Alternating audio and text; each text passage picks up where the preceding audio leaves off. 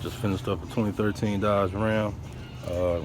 Flip down monitor was put in by an installer, and customer complained that it was staying on all the time.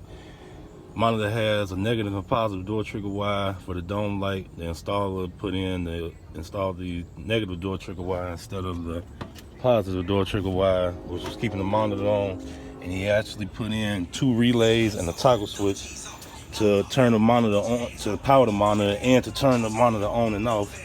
But one of these relays was making a buzzing noise, so I think it was bad, but I ended up pulling everything out. This is my wire, my ground. This is the wire for the dome light. Got the positive door trigger wire going in for that. And then I got a constant and a switch source coming off the monitor, the wires itself right here, accessory, and that's my battery. And I got it going right here.